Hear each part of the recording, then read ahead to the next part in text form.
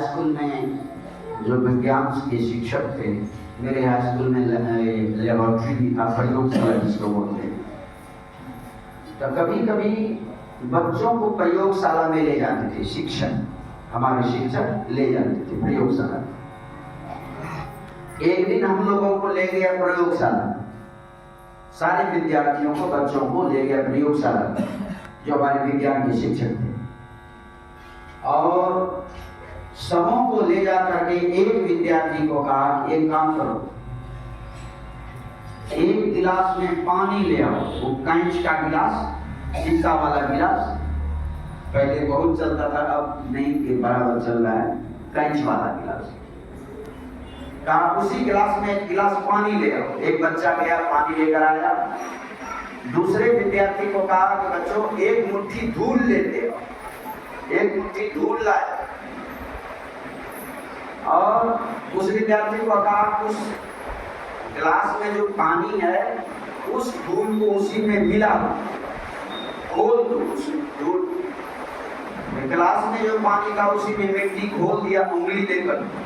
कहा 10 मिनट के लिए छोड़ दो, छोड़ दिया। जैसे जैसे शिक्षक कहा करते थे वैसे वैसे हम लोगों को कुछ मालूम नहीं पड़ रहा था क्या हो रहा है। हम लोग जैसे जैसे शिक्षक बोल रहे वैसे कर रहे। कहा 10 मिनट के लिए छोड़ दो, छोड़ दिया गया। तब शिक्षक ने पूछा अब क्या देख रहे हो?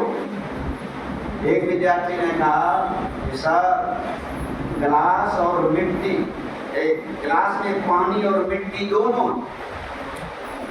जब शिक्षक ने पूछा मिट्टी कहाँ है और पानी कहाँ है गिलास में, तो विद्यार्थी ने बताया कि सर मिट्टी गिलास के पेंदे में बैठा हुआ है, पानी ऊपर है।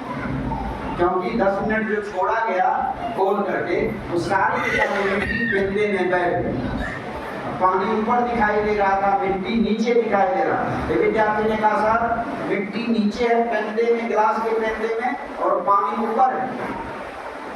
फिर कहा शिक्षक ने कि मिट्टी नीचे है पानी ऊपर है, तो मिट्टी में पानी है कि नहीं है?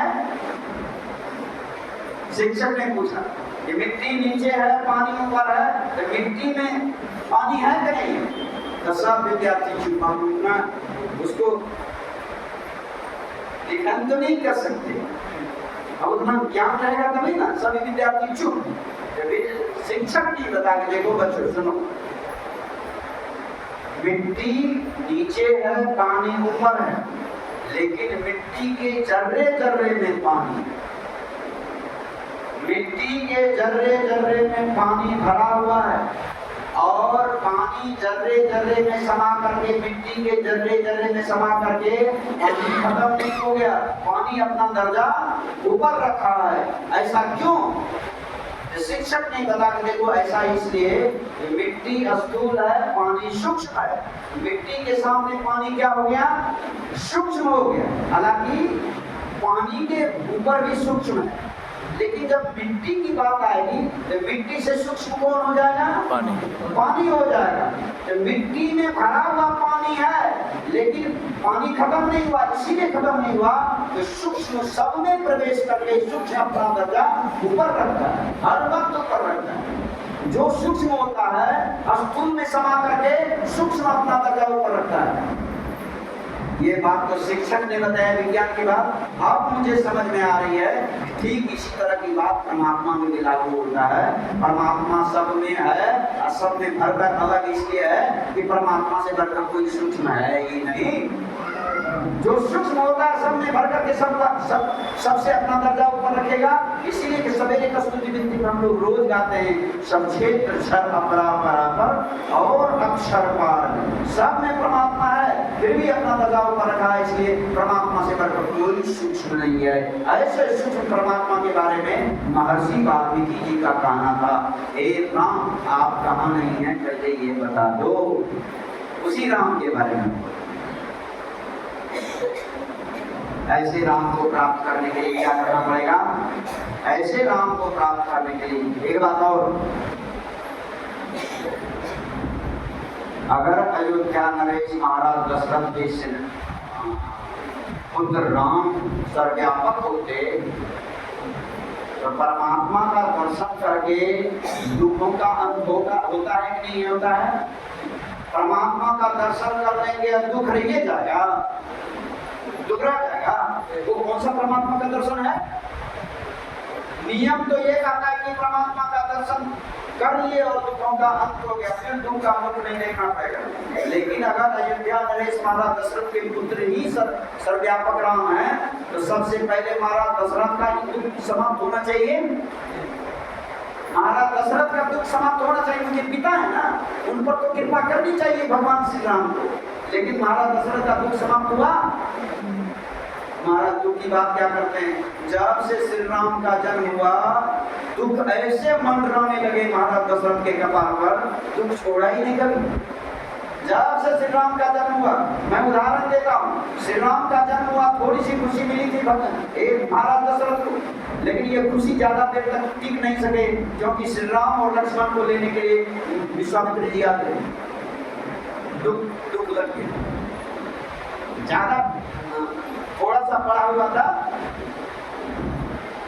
अभी किशोरावस्था में ही थे श्री राम, ज्यादा उम्र भी नहीं हुई। आ गए विश्वामित्र जी अपने यज्ञ की सफलता के लिए लेने के लिए राम लक्ष्मण को।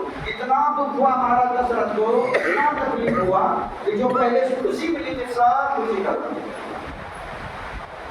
अगर चले गए विश्वामित्र जी के साथ में, थोड़ा दिन दुख रहा, फिर खुशी मिली। क्यों खुशी मिली? कि श्री राम का विवाह हो गया, खुशी मिली। बहू आ गए घर में, लेकिन ये भी खुशी ज्यादा दिन तक टिक नहीं सका। थोड़े ही दिन हुआ था। मैं पंजाबी भाषा में कभी कभी गाता हूँ, जिन रात सवेरे मिलना सी एक रात दे बीच फकीर होया, अवधपुरी दियां बासियां बसकेड़ा गल तकदीर गया। अर्थात जिनको सवेरे सवेरे रात मिलना था, वही बलकर वस्त्र पहन करके सवेरे वनवासी का वेश बना करके जंगल तरफ चल दिए।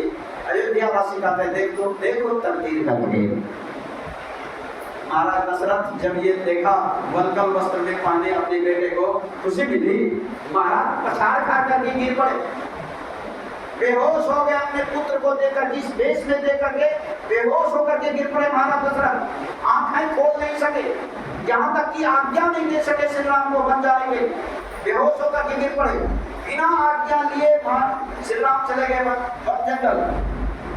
और ज्यादा जंगल में हुआ भी नहीं था कि खबर मिल गया कि महाराज दशरथ श्री राम के याद में, गोस्वामी जी गाते हैं, महाराज दशरथ दूसरे छोड़े राम राम कहीं राम कहीं, राम राम कहीं राम, तनु परिहरि रघुवर विरह, राउर गयो सुरधाम। राम राम का करके महाराज दशरथ ने अपना प्राण त्याग दिया। गए कहाँ? जो पीछे चल करके पूरे दुनिया मिल करके रावण गया था स्वर्गलोक में, वही महाराज दशरथ के। ये कौन सा दुख समाप्त हो गया महाराज दशरथ का? अगर वही सर्वव्यापक राम का दर्शन हुआ होता महाराज दशरथ को, क्या दुखों का अंत नहीं होता? इसका मतलब है सर्वव्यापक राम का दर्शन करना बाकी रह गया था महाराज दशरथ को। दर्शन कौन कर रहे हैं? महर्षि वाल्मीकि जी कर रहे हैं। इसीलिए का पूछे मोहि के राम कहाँ, मैं पूछत समझा, जानता हो का देव कहीं, तुम्हें दिखाऊं कहाँ। आप कहाँ नहीं है पहले वो जगह बता दो। ऐसे सर्वव्यापक राम का दर्शन संत मत बताता है, गुरु महाराज का ज्ञान बताता है। एक नाम का जप करो, एक रूप का ध्यान करो,